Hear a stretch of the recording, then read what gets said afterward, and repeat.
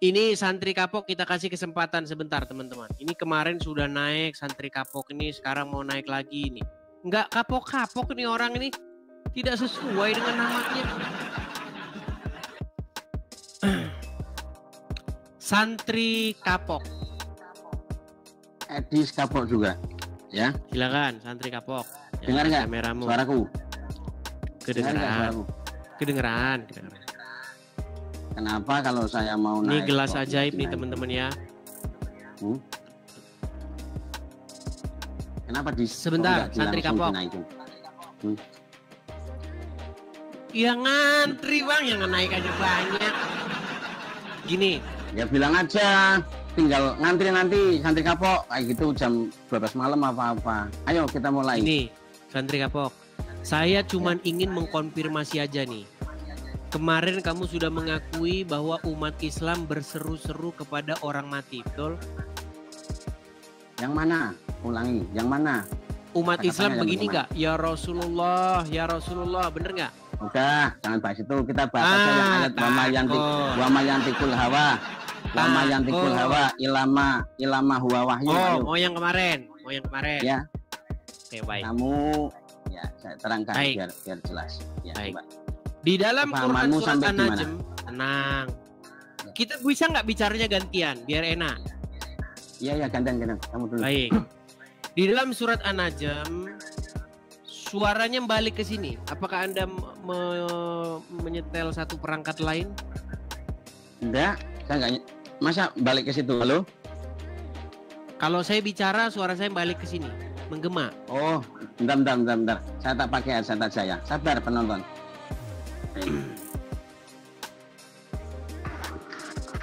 Bentar. Soalnya kamu banyak mengejek umat muslim. Mengejek, padahal benar yang saya katakan. Kok mengejek? Mengejek dari mana? Heran saya, banyak orang muslim mengira saya mengejek. Padahal yang saya katakan tentang agama Islam semuanya benar. Enggak mengejek bagaimana, wong artinya sudah banyak. Oke. Sudah saya rekam. Di dalam surat An-Najm, ya. Di dalam surat An-Najm, ayat yang ketiga dan keempat. Wama yantiqu anil hawa in huwa ila wahyu yuha. Tidaklah yang diucapkannya itu. Baca yang benar dulu. Ilama huwa wahyu. Bukan in huwa. Baik. Ilama tidaklah yang diucapkannya itu berdasarkan hawa nafsunya, melainkan berdasarkan apa yang diwahyukan kepada dia. Betul? Betul. Terus, jadi berangkat dari ayat itu. Coba suara Anda agak dekatkan karena terlalu kecil. Ya, betul. Terus. Baik. Nah, pas segitu. Jadi berangkat dari ayat itu, maka yang diucapkan Muhammad itu bukanlah dari hawa nafsunya, tetapi dari yang diwahyukan oleh Allah kepada dia. Betul? Ya, betul. Baik. Lalu sekarang kita buka di dalam surat At-Tahrim ayat yang pertama. Ya. Di dalam surat At-Tahrim ayat yang pertama dikatakan, Ya ayuhan nabiyyu, wahai nabi, mengapa kamu mengharamkan apa yang dihalalkan Allah bagi kamu? Kamu hendak menyenangkan istri-istrimu. Jadi demi menyenangkan istri-istrinya Muhammad, dia mengharamkan sesuatu yang halal bagi dia. Apa itu? Apa? Bentuknya apa? Bentuknya perkara yang halal diharamkan oleh Nabi sendiri padahal. Menggauli budak-budak. Kalau kamu bahasanya menggauli budak-budak, berarti ada berapa budak yang digauli Nabi? Satu orang namanya Maria Al-Qibtiyah. Nah, Maria Al-Qibtiyah. Kamu diralat bahasanya menggauli satu budak yang baik, bernama Maria menggauli satu budak. Baik. Di situ tenang. Di situ Muhammad menggauli Maria Qibti di ranjangnya Hafsah, betul? Betul. Kamu nggak salah, betul. Terus lanjut. Nah, ketika Muhammad menggauli, kalau teman-teman nggak tahu menggauli, karena banyak di sini generasi Z nih nggak tahu menggauli itu apa sih? Generasi Z, gini dengar. Menggauli itu maksudnya berhubungan seksual. Iya, betul. Jadi Muhammad, tenang. Jadi Muhammad berhubungan badan dengan seorang perempuan namanya Maria Al-Qibtiyah di ranjang istrinya dia yang bernama Hafsah. Nah, itu membuat Hafsah marah sekali. Ya Rasul, tega engkau ya Rasul. Tega kamu menggauli perempuan lain di ranjangku sendiri. Terus mana ayat yang mengatakan kalau Hafsah ini marah? Kok kamu bisa mengatakan marah? Ya Rasul, baik. Kita akan tampilkan. Bagus, tampilkan. Baik, kita akan bacakan ya.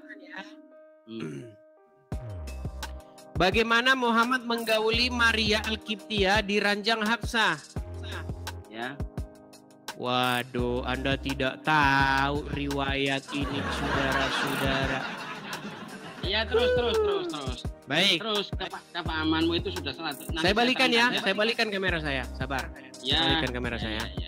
Ini sungguh nekat yang nyata mereka ini.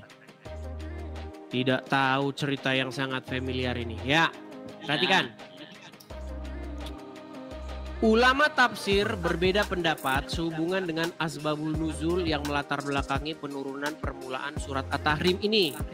Menurut suatu pendapat, ayat ini diturunkan perkenaan dengan peristiwa Maria Al-Qibtiyah. Terus.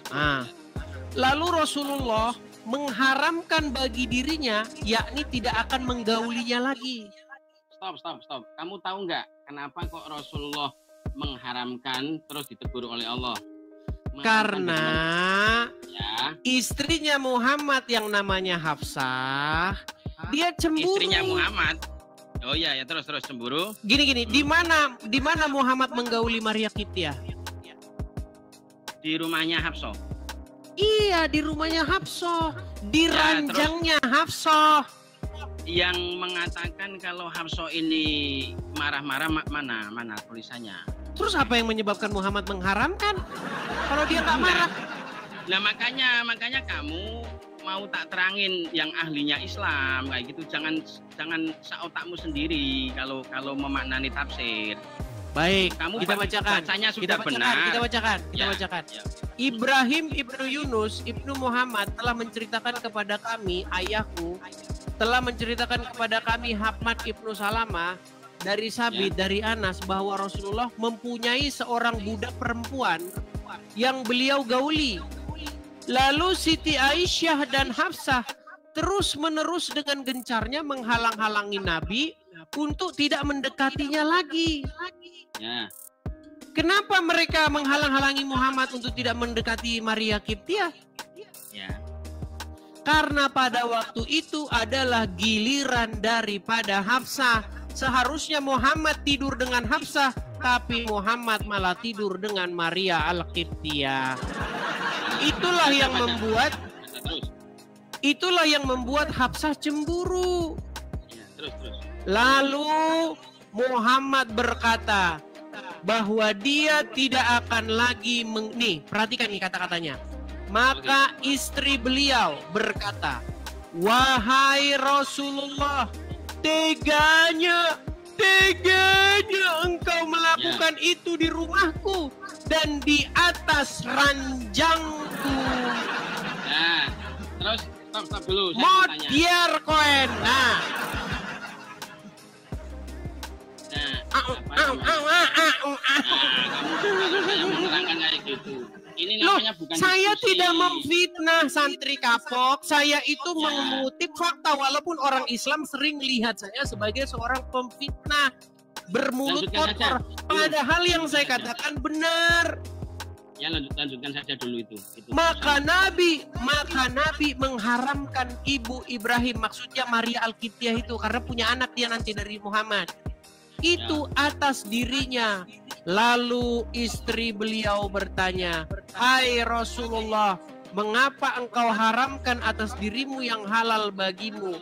Nabi bersumpah kepada istrinya bahwa dia tidak akan menggauli budak perempuannya itu lagi Maka Allah menurunkan firman-Nya, "Hai Nabi, mengapa engkau mengharamkan apa yang Allah halalkan bagimu?" Allah begitu cepat kalau Muhammad. Allah begitu cepat kalau ngurusin urusan kelaminnya Muhammad. Ya. Sangat peduli. Allah sangat peduli, sangat senang kalau Muhammad menggauli budak-budaknya. Ya, terus. Makanya Allah langsung cepat-cepat menurunkan ayat, "Wahai Nabi, mengapa kau haramkan sesuatu yang telah dihalalkan bagi?" Cukup.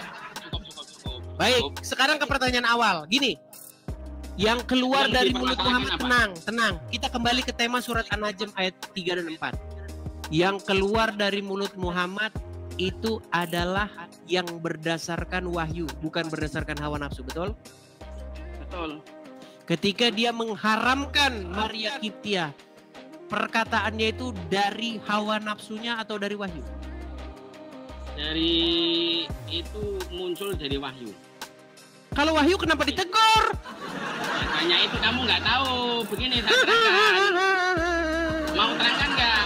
Kalau kamu nggak mau tak terangkan ya sudah. Silakan. Kita dengar sekarang. Begini ya, bahwa surat At-Tahrim ayat 1 itu kejadiannya itu memang Nabi menghalalkan perkara yang haram. Terus ditegur oleh Allah melalui malaikat Jibril, turun ayat ini, "Muhammad, kenapa kamu Maria Kipti ini kan halal bagimu. Kenapa kok kamu karena membela kedua istrimu Hafsah sama Aisyah, kamu mengharamkan perkara yang halal. Budak kan halal untuk dia bukan istrinya, itu budak.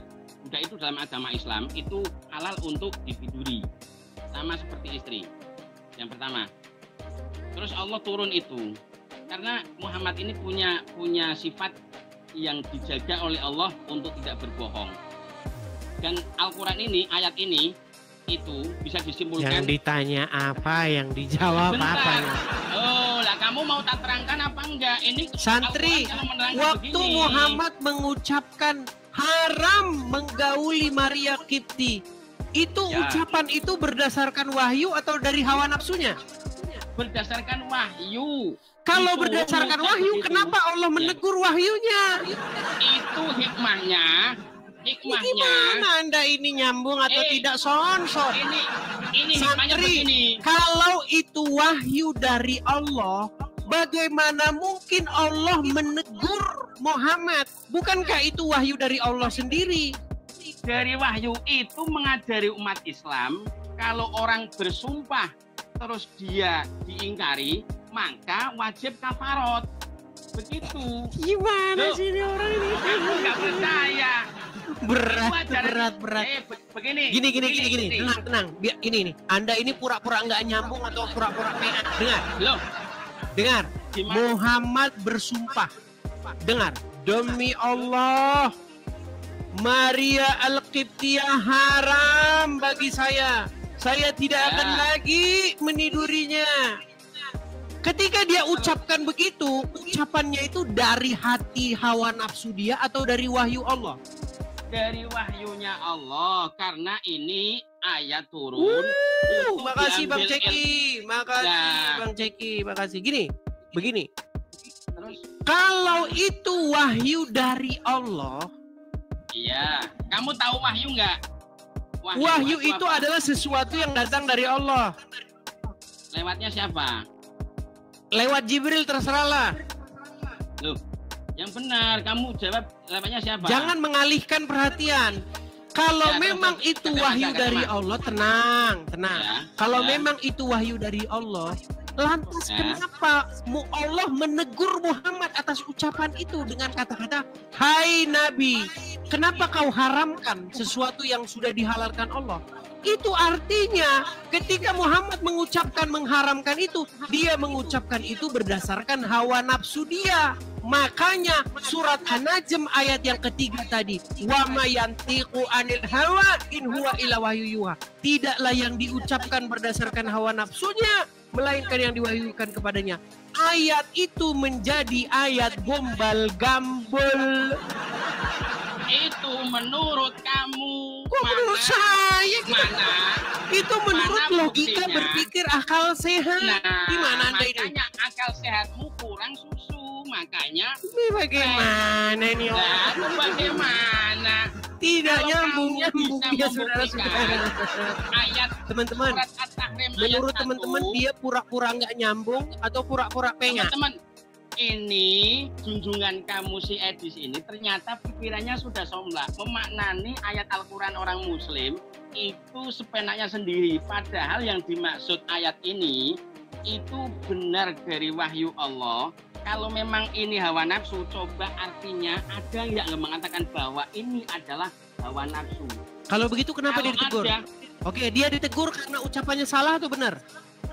setiap nabi Tenang, disuruh melakukan tenang. itu, ini Ketika saya sudah Allah tenang. berfirman, mengapa kau haramkan sesuatu yang halal?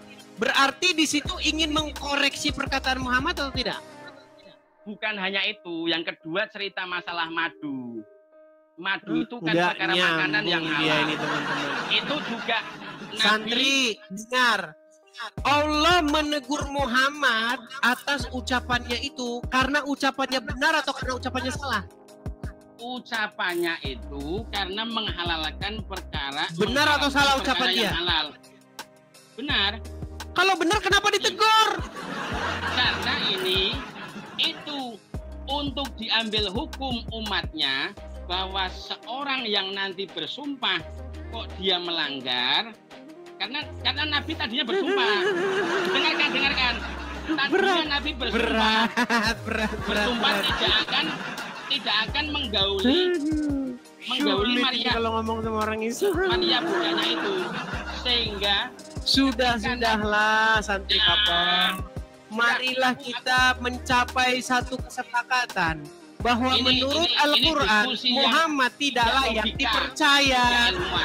Tidak ada. Ini tidak nyambung. Kamu pemahamannya itu kalau dibenarkan orang yang Islam ngerti tahu ayatnya ini percuma ila yaumil kiamat. Makanya tadi saya bilang kamu ini lebih bahaya daripada Yakut dan Dajjal. Bahaya Yakut dan Dajjal. Baik. Harun Marun. Gini, Dajjal. mungkin kalau hanya satu, mungkin Anda kurang nanti. Saya kasih bukti-bukti yang lain. Gini. Jadi Anda tenang, santri, gini. Selama ini Anda berguru sama ustadz, sama ulama, Anda belum pernah berguru sama masternya. Malam hari ini Anda berguru sama masternya. Dengar. Berarti semua yang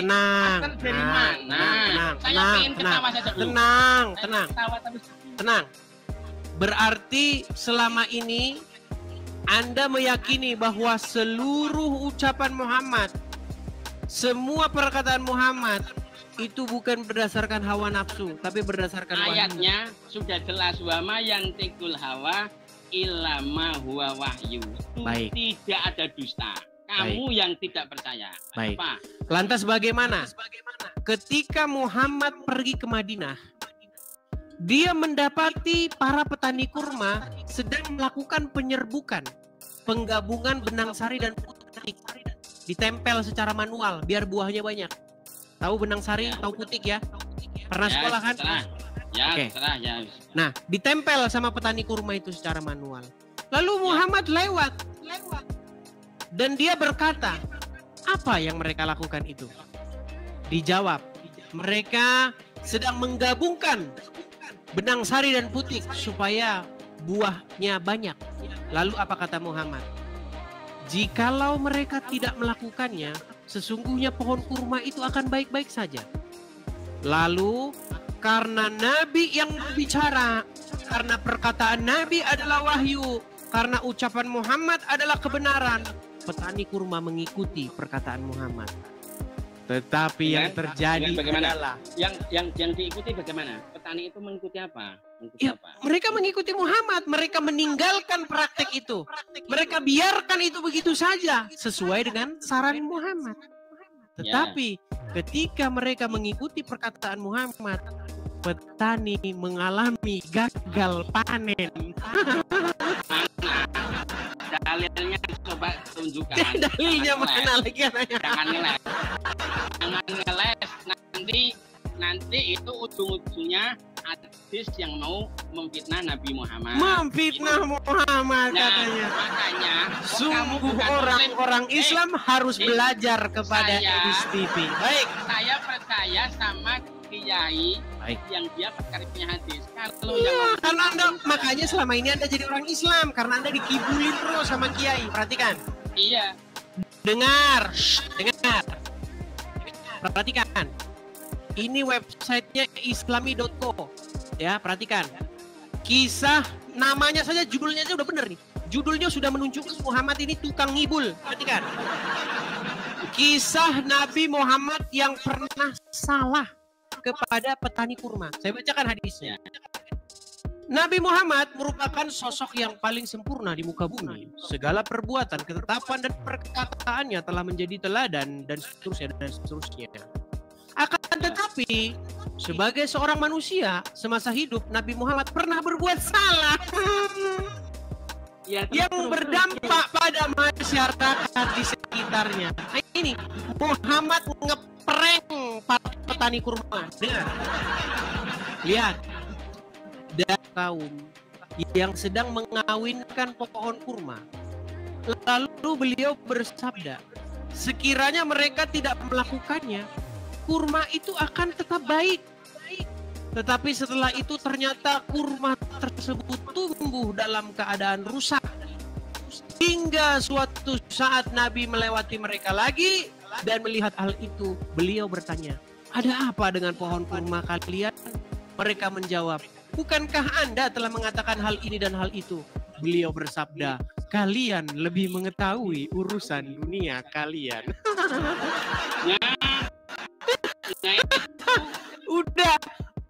Udah gagal panen baru Muhammad ngomong kalian lebih tahu urusan dunia kalian. Terus kenapa dia kemarin ngomong bahwa praktek mengawinkan pohon kurma itu adalah perbuatan yang sia-sia? Mana saudara yang mengatakan itu hadis sahih? Mana yang mengatakan itu hadis sahih? Oke, hadis apa itu tadi? Sahih nggak hadis itu? Nggak tahu, coba baca. Nggak tahu kalau ya saya. Ya nggak tahu, tanya saya.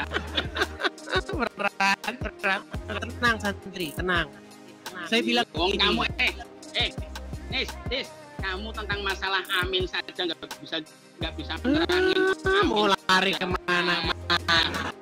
Kamu pengen tahu dalilnya. Begini, santri kapok, dengar. Apa? Yang saya ingin utarakan kepadamu itu begini.